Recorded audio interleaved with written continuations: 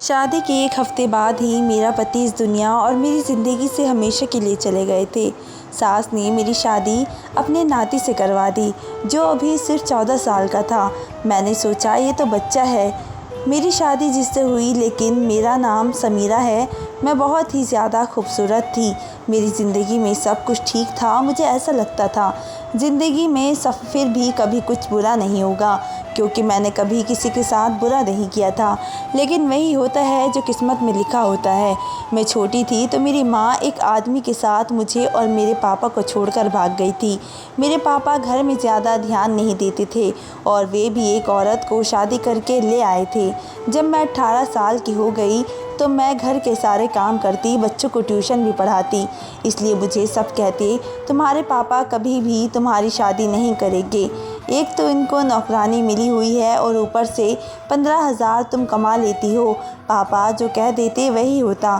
शायद यही वजह थी कि बात बदलती गई थी। मैं 10 से 15,000 तक आराम से कमा लेती थी, जो कि सौतेली माँ मुझसे ले लिया करती थी। लेकिन फिर भी एक दिन मुझे मेरी सौतेली माँ ने बताया कि तुम्हारे लिए रिश्ता देख लिया है। तो मैं हैरान रह गई। मुझे लगा कि मजाक कर रही है, लेकिन उन्होंने ये नहीं कहा था कि तुम्हारे लिए रिश्ता देखने वाले आ रहे हैं। उन्होंने कहा कि तुम्हारे लिए रिश्ता देख लिया है, बात भी पक्की कर दी है। तुम शादी की तैयारियां कर लो, 1 महीने में तुम्हारी शादी हो जाएगी। मैं भी हैरान थी, लेकिन अंदर से खुश भी हो गई थी, क्योंकि मेरी ज़िंदगी एक नया मोड़ लेने वाली थी। मैंने तो अपने दिल से बात निकाल दी कि मेरी शादी होगी, क्योंकि मुझे लगता था मेरी सौतेली माँ कभी भी मेरी शादी नहीं करवाएगी। लेकिन अब ये सब कुछ हो रहा था, इसलिए मैं बहुत ही ज़्यादा खुश थी। खुशी खुशी शादी की तैयारियां में लग गई। शादी की रात भी कुछ अजीब हुआ। मैंने अपने पति को देखा और हम लोगों के साथ बैठ गए, लेकिन मैं नीचे देख रही थी कि इतनी ही हिम्मत कहाँ होती है दुल्हन में कि सर उठाकर देख ले। गर्दन घुमाकर अपने पति को 2 पल देखा, मैंने भी नहीं देखा था। इसके बाद जब कमरे में बैठी तो अपने पति को देखा। पता चला वह बहुत ही अच्छा इंसान है। मेरा बहुत ही सम्मान किया। उसकी एक माँ थी और उसकी एक बहन भी थी। बहन का 14 साल का बेटा था और उसने मुझे बताया कि मेरी बहन का बेटा मेरे बच्चे की तरह है, पर मेरा बहुत ही लगाव है। वैसे तो उसकी उम्र सिर्फ 14 साल है, लेकिन मेरे लिए तो वो इससे भी ज़्यादा छोटा है, क्योंकि उसने मुझे कहा कि वह 2 साल का था तो उसके पापा इस दुनिया से चले गए थे और वे कुछ जानता भी नहीं था। इसलिए उसके पापा की जगह मैंने ले ली है और रोज़ रात को मैं उसे सीने से लगाकर सुलाता हूँ। तब से वे मेरे लिए ऐसा ही है जैसे मेरा अपना बच्चा हो। मेरी ननंद के बेटे का नाम समीर था। मेरे पति ने कहा कि तुम हमेशा इसका ख्याल रखना। मैंने कहा कि ठीक है, आप फिक्र ना करें, वे मेरे लिए भी छोटे भाई की तरह हैं। शादी की रात अच्छी गुजरी गई और ऐसी लगती थी ज़िंदगी अच्छी गुजर जाएगी। लेकिन सुबह हुई तो सास ने कुछ अजीब पूछा और मेरे कमरे में आ गई। मुझे इतनी शर्म आ रही थी कि मैं शर्म से पानी पानी हो रही थी। मैं सोचने लगी, औरतें इस तरह की हरकतें क्यों करती है। उसके बाद मैं अपने भांजे के पास थोड़ी देर बैठ गई। तब मेरी सास ने कहा, अब तुम तैयार हो जाओ, तुम्हें देखने के लिए रिश्तेदार आएंगे। शादी धूमधाम से हुई है, जबकि इतने पैसे नहीं थे, लेकिन बारी बारी सब लोग तुम्हें देखने के लिए आएंगे और जो भी पैसे देंगे वह तुम्हें मुँह दिखाई में देंगे, तो तुम मुझे दे देना। मैंने कहा कि ठीक है। मेरी सास रिवाज निभाने वाली सास की तरह ही थी, लेकिन भांजा अच्छा था। पहले से ही मेरे साथ हंसी मजाक कर रहा था। फिर उसने अजीबोगरीब किस्म की बातें शुरू कर दी। मुझसे पूछने लगा, आप और मामा क्या कर रहे थे। मैंने कहा कि हम लोग बातें कर रहे थे। उसने कहा, नहीं, आप लोग जल्दी सो गए थे, हमारे आपके कमरे की लाइट ऑफ हो गई थी, मैंने देखा था। मैं हैरान रह गई। मैंने कहा, यह हमारे कमरे के बाहर ही बैठा था, क्या कहीं उसने हमारी बातें नहीं सुन ली हो। मुझे बहुत ही शर्मिंदगी हो रही थी, लेकिन वह आराम से बातें कर रहा था जैसे उसे कुछ पता ही नहीं। इसलिए मैंने भी ज़्यादा बात नहीं की। तो कहने लगा, आप कहाँ सोती हैं, मामा किधर सोते हैं। मुझे समझ में नहीं आ रहा था कि सब क्या जवाब दूँ। फिर पूछने लगा कि आप लोग एक साथ सोते हैं। मुझे अब बड़ी ही शर्मिंदगी हुई। शाम को मैंने ये बात अपने पति को बताई कि वो इस तरह से सवाल पूछ रहा था। अजीब बात है, इतने छोटे बच्चे के दिमाग में इतने सारे सवाल। मेरे पति ने कहा, मैंने तुम्हें कहा था ना कि ये तुम्हें इसका ख्याल रखना है, तुम पहले ही दिन इसकी शिकायत करने लगी हो। मैंने कहा कि मैं उसकी शिकायत नहीं कर रही हूँ, लेकिन आजकल के बच्चों के दिमाग में इस तरह के सवाल नहीं होने चाहिए थे।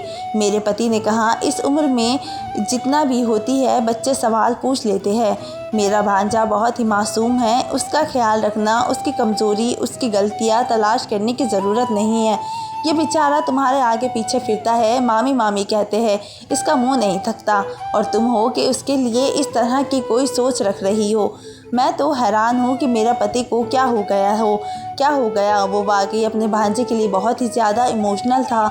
ये बात समझने में बहुत ही ज़्यादा देर नहीं लगी थी मुझे कि अगर मुझे अपने पति को खुश रखना है तो इनके सामने इनके भांजे की कोई बुराई नहीं करनी, नहीं तो इसे बुरा लग जाएगा।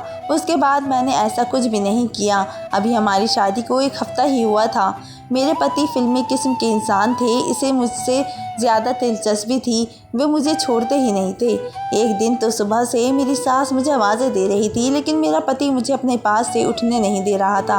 वे कह रहे थे कि मुझे से अच्छी बातें करो, मेरी आंखों में देखो, तुमने क्या कभी कोई फिल्म नहीं देखी जैसे फिल्मों में हीरो हीरोइन एक दूसरे के साथ बैठकर बातें करते हैं और मेरे पास बैठे रहो। मैंने कहा कि आपकी मम्मी मुझे बुला रही है, कोई काम होगा, क्योंकि सुबह के 11 बज रहे थे। ये कोई सोने वाला शाम का 4 या 5 बजने का वक्त नहीं था, लेकिन मेरा पति मुझसे इस तरह की बातें कर रहा था। और फिर वही हुआ, मुझे मेरी सास ने डांट पड़ती रही। मुझे इन लोगों का समझ में नहीं आता था, ये लोग थोड़े से अजीब थे।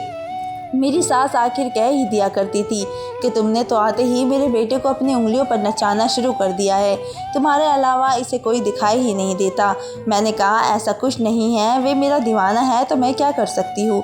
लेकिन मेरे पति ने मुझसे कहा था कि मेरी माँ का हमेशा ख्याल रखना, उसको खुश रखना, इसलिए मैं सारे घर का काम अच्छे तरीके से करती थी। कभी किसी को कुछ ना बोलती, कोई जवाब न देती, अगर जवाब देती तो बहुत तरीके से जिस पर वह गुस्सा ना होती। मेरी शादी को अभी 1 साल भी पूरा ना हुआ था जब मुझे एक बुरी खबर मिली कि यही था कि पति इस दुनिया से चला गया है। उसके बाद हम लोग बहुत ही ज़्यादा परेशान हो गए थे और सोचने लगे कि ये खबर झूठी है, लेकिन जब लाश को घर लाया गया तो हमारे होश ही उड़ गए और मेरी सास, मेरे भांजे, मेरी ननद, हम बुरी तरह से चिल्ला रहे थे और रो रहे थे और ऊपर वाले से दुआ कर रहे थे कि ये सब झूठी हो।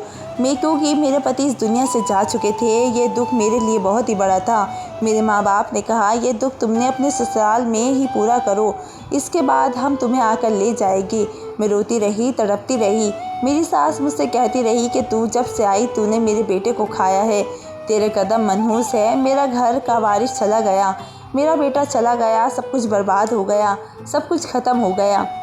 तूने किया है ये सब 4 महीने ही गुजरे थे, लेकिन इसके बाद ये सब ख़त्म हो गया तो मैं ये सोचकर थोड़ी बेफिक्र थी कि अपनों के पास चली जाऊंगी। वैसे भी अब मेरी ज़िंदगी में खुश रहने के लिए क्या ही रह गया था। पापा ही थे मेरे अपने, बाकी तो मेरी माँ सौतेली थी। जब मेरी सौतेली माँ और मेरे पापा मुझे वापस लेने के लिए आए तो मेरी सास ने ये कैसी बात कही कि सब लोग हैरान रह गए। मेरी सास का कहना था कि मैं इसे वापस नहीं भेज सकती, ये मेरे बेटे की बेवा है। मेरे पापा ने कहा, लेकिन आपका बेटा इस दुनिया में नहीं रहा, इसका यहाँ पर रहकर क्या काम है। लेकिन मेरी सास का कहना था कि इसकी वजह से तो मेरा बेटा गया है, अब ये भी यहाँ से चली जाएगी। मेरे घर में कमाने वाला कोई भी नहीं है। मेरी एक बेटी है जो बेवा है, उसका एक बेटा है जो भी अभी स्कूल में पढ़ता है। तो फिर क्या हम भूखे मर जाएंगे? मेरे बेटे की जगह कमाई करेगी ये और हमारा घर चलाएगी। मेरे पापा और मम्मी ने कहा, ये तो बहुत ही बुरी बात है, ऐसा नहीं होना चाहिए, लेकिन मेरी सास ने ठान ली। फिर मेरे पापा ने मेरी सास के बीच काफ़ी बहस हुई, कभी बात इस तरह जाती तो कभी बात उस तरफ जाती। जब मुझसे पूछा गया तो जाहिर है मैं वापस जाना चाहती थी। मेरा अभी इस घर में अब दम घुटता था, पर मेरी सास ने कहा ये यहाँ से कहीं नहीं जाएगी। मेरी सास ने अपने कुछ रिश्तेदारों को घर पर बुला लिया जो बुरी तरह से लड़ाई करने के लिए तैयार बैठे थे, अजीबोगरीब बात कर रहे थे। फिर नतीजा ये निकला कि मेरी शादी दोबारा कर दी जाए तो फिर मैं इस घर में रह सकती हूँ। लेकिन इस घर में एक ही मर्द था, उसके साथ मेरी शादी कराने की बात होने लगी। सब ने कहा ये छोटा है तो क्या हुआ, ये लड़की कौन सी 40 साल की है, इस तरह ये इस घर में रह जाएगी, इस घर में फिर से बहू बन जाएगी। मैं ये सब कुछ नहीं चाहती थी, लेकिन मेरे सामने ने मेरे पापा को मान लिया और मेरी सौतेली माँ ने कहा अच्छी बात है, अगर हम इसको अपने घर ले जाएंगे तो हमारा क्या फ़ायदा, दोबारा उसकी शादी तो नहीं होगी, कहाँ से दोबारा रिश्ता लाएंगे, एक बेवा के लिए रिश्ता कैसे मिलेगा, आजकल तो कुंवारी लड़कियों के रिश्ते नहीं मिलते, इसलिए उसको यहीं रहने दो। समाज वाले भी बातें करेंगे कि एक बेटी अगर फिर से सुहागन बन रही है, इस ऑफ़र को ठुकरा कर हम ऐसे अपने साथ ले जाएंगे तो हमारे घर में भी तो ये बेवा ही कहलाएगी। मेरी सौतेली माँ ने अजीब गरीब के बारे बातें करके मेरे पापा को मना लिया। वे मुझे वहीं पर छोड़कर चले गए। कुछ दिन बाद मेरी शादी मेरे भांजे के साथ करवा दी गई, जिसको मेरा पति अपना बेटा कहता था और जिसको मैं बच्चा समझती थी। इतना तो मैं भी अपने पति की मौत पर भी नहीं रोई थी जितना इस बात पर रोई थी और चिल्लाई थी, लेकिन किसी ने मेरी एक बात न मानी। मेरी शादी करवा दी गई। मेरी शादी के वक्त मेरी सास ने मेरा सर ज़बरदस्ती पकड़कर मुझसे हाँ करवाया था। उसके बाद मैंने ज़िद कर ली कि मुझे अपने भांजे के कमरे में नहीं जाना, लेकिन मेरी सास और ननद पीछे पड़ गई। उसने कहा आज सुहागरात की रात है, आज तो कमरे में नहीं गई तो फिर से कुछ हो जाएगा, और क्या तुम मेरे दूसरे नाते को भी मारना चाहती हो। लेकिन मैं नहीं गई। अगले दिन मेरी सास ने मुझसे कहा मुझे नौकरी करनी होगी। इसने मोहल्ले के ढेर सारे बच्चे इकट्ठे कर लिए। अब मैं रोज़ दिन के 40 से 60 बच्चों को पढ़ाती। मेरा दिमाग बहुत ही ज़्यादा ख़राब हो जाता, मैं बहुत ही ज़्यादा थक जाती, सारा दिन घर के कामों में लगी रहती। एक हफ़्ता इसी तरह से गुजर गया।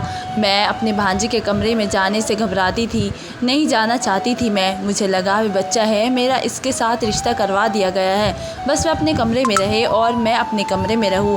इसके कमरे में जाकर क्या ही करना था। मेरी सास मेरे पीछे पड़ गई। कुछ दिनों तो इस तरफ बीत ही गई थी। मैं एक दिन ये देखकर हैरान रह गई। मेरा भांजा खुद ये कह रहा था कि मेरी बीवी को मेरे कमरे में भेजो, लेकिन मुझे पता था कि वह बच्चा है, इसने इन सब बातों की समझ नहीं है, इसलिए वह कह रहा होगा कि इसे ये कुछ अजीब लग रहा है।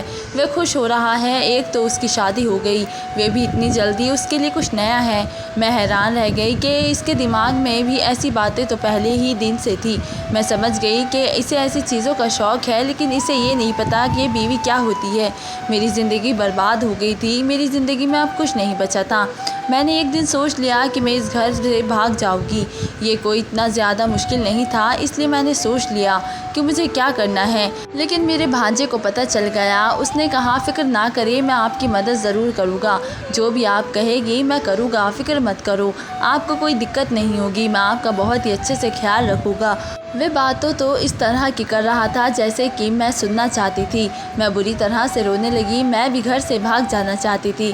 भाग कर जाती कहाँ, एक बार भाग जाती तो फिर मुझ पर ठप्पा लग जाता कि घर से भाग गई है। मैं एक इज़्ज़तदार बाप की बेटी थी, मैंने सारी ज़िंदगी इज़्ज़त से गुजार दी थी। मैं अपने बाप और अपने नाम कैसे बदनाम कर सकती थी। मैं बुरी तरह से रोने लगी और अपने पति के साथ वापस आ गई। ऐसा पति नहीं चाहिए था। मेरा दिल नहीं कर रहा था कि मैं इसको अपना पति कहने का। और सुबह इस बात के आखिरी मेरी नंद ने ये खबर पहुंच गई, लेकिन मेरे देवर ने सब कुछ संभाल लिया, वरना मुझे बहुत ही डांट पड़ती और मैं ऐसा नहीं चाहती थी। इसके बाद मेरी ननद को बैठे बैठे न जाने क्या हो गया, उसने शोर मचाना शुरू कर दिया। उसने कहा आज तो तुम मेरे बेटे के कमरे में जाओगी, तुमने तमाशा बना लिया है। तुम उसकी बीवी हो, पति बीवी एक साथ नहीं रहेंगे तो क्या अलग अलग रहेंगे, ये बात बिल्कुल भी अच्छी नहीं। मैंने बहुत ही सोचा। मेरी सास ने ज़बरदस्ती मुझे फिर से दुल्हन बनने को कहा। मुझे दुल्हन बनाकर कमरे में भेज दिया गया था। एक पल तो मैंने सोचा कि मैं अंदर से कमरे को ताला लगा लूँगी, लेकिन मैं ऐसा ना कर पाई क्योंकि मेरी सास ने पहले ही दरवाज़ा खोल दिया। तभी मेरा भांजा कमरे में आ गया। मैंने कहा ये तो बच्चा है, इसे डरा धमका के सुला दूँगी, मुझे परेशान होने की ज़रूरत ही क्या है। मेरी सास भी खुश और मैं भी खुश। किसी को क्या पता चलेगा कि कमरे के अंदर क्या हुआ है और क्या नहीं। मैं हैरान होने लगी और ये ख्याल मुझे पहले क्यों नहीं आया। इसने मुझे कहा कि तुम बहुत ही प्यारी लग रही हो। मैंने कहा कि ठीक है अब तुम सो जाओ। जो मैं मेकअप और ज्वेलरी उतारने लगी उसने फिर से कहा तुम बहुत ही अच्छी लग रही हो। मैंने कहा कि मैं अच्छी हूँ या बुरी, इसमें कोई तुम्हें मतलब नहीं, चुप करके सो जाओ, मैंने उसे आखिरी बार कहा था। और कोई बीवी की तरह नहीं बल्कि उसे शायद उसकी माँ की तरह बोल रही थी, जो डांट कर सलाह देना चाहती थी, लेकिन वो मुझे उस अजीब नज़रों से देख रहा था जैसे किसी ने आज तक मुझे देखा ना था। मैंने कहा कि मेरी शक्ल क्यों देख रही हो, चुपचाप होकर सो जाओ। मैं अभी भी उस पर रोब जमा रही थी और रोब जमाने की कोशिश कर रही थी, जबकि वो मुझे डर लग रहा था। थोड़ी देर के बाद उसने मेरा हाथ पकड़ लिया और मेरे मुंह में थप्पड़ दे मारा। मैं हैरान रह गई। उसने कहा कि तुम्हें तमीज़ नहीं है, अपने पति से किस तरह बात करते हैं, तुम मुझ पर चिल्ला रही हो, बेवकूफ़ औरत। मैंने कहा कि तुम अभी ज़मीन से निकले ही नहीं और मेरे पति बनने के लिए आ गए हो। तुम मेरे पति नहीं हो, तुम्हारी उम्र ही क्या है। उसने कहा कि तुम मुझे पहले ही दिन पसंद आ गई थी। तुम्हें पता है तुम्हें पाने के लिए मैंने क्या किया? कुछ नहीं किया। अपने बाप जैसे मामा को मारना पड़ा क्योंकि मैं तुम्हें पाना चाहता था। ये सुनकर तो मेरी अंदर से रूह कांप गई थी। उसने अपने मामा को खुद मारा था। उसने खुद कहा कि मैंने अपने मामा को खुद मारा था। उसने बताया कि मैंने अपने मामा की कार ब्रेक फेल कर दिए थे, जिसकी वजह से जब वो थोड़ा आगे गए तो उसका ब्रेक फिर से कंट्रोल ख़त्म हो गया था और उसका एक्सीडेंट हो गया था। सब ने यही समझा कि यह हादसा हो गया, वो दुनिया से चला गया, जबकि ये सोचा समझा एक प्लान था। मैं हैरान रह गई कि इस आदमी ने मेरे पति को मार डाला जिसे मैं बच्चा समझ रही थी। अभी मेरा पति बना खड़ा था। ये कोई मासूम सा बच्चा नहीं था, बल्कि ये एक शैतान था जिसने अपने मामा को मार डाला। इसका मामा जो इसे बहुत ही ज़्यादा प्यार करता था, इसे अपने बच्चे की तरह समझता था। क्या ये ज़माना इतना बदल गया? मुझे तो कुछ समझ ही नहीं आ रहा था। वे वहाँ से भाग जाना चाहती थी, चीखना चिल्लाना चाहती थी, लेकिन उसने मुझे अपनी तरफ खींच लिया। मगर जब से मुझे ये पता चला गया कि मेरे पति की मौत नहीं बल्कि एक मर्डर था, तो मैं एक हफ्ते तक बेहोश रही। सबको सब कुछ बताया, चिल्ला कर बताया, पर किसी ने मेरी एक बात पर यकीन नहीं किया। सब ने कहा कि ऐसा नहीं हो सकता, ये अपने मामा को कभी मार नहीं सकता। तुम झूठ बोल रही हो क्योंकि तुम इससे शादी नहीं करना चाहती थी। मेरे पास एक ही रास्ता बचा था, मैं खुदकुशी कर ली थी, लेकिन मुझे किसी ने मरने भी नहीं दिया था। आज भी इस तरह से ज़िंदगी गुजार रही हूँ। समझ में नहीं आता कि क्या करूँ। उसके बाद ज़िंदगी इस तरह गुजरने लगी। मुझे अल्लाह ने एक बेटा दिया। मैं ये सोचकर उदास थी कि मेरी किस्मत बुरी है, मेरे बेटे की किस्मत भी बुरी होगी। पर मेरी किस्मत इतनी भी बुरी नहीं थी, क्योंकि मेरे भांजे के साथ वही हुआ जो उसने अपने मामा के साथ किया था। मैंने उसको पुलिस के हवाले कर दिया। मैं इतने दिनों से उसके खिलाफ सबूत इकट्ठा कर रही थी। अब उसको उम्र कैदी हो चुकी थी। यह सदमा मेरी सास बर्दाश्त न कर पाई और वो मर गई। उसके बाद मैंने अपनी ननद की दूसरी शादी करवा दी और वो बहुत ही खुश है।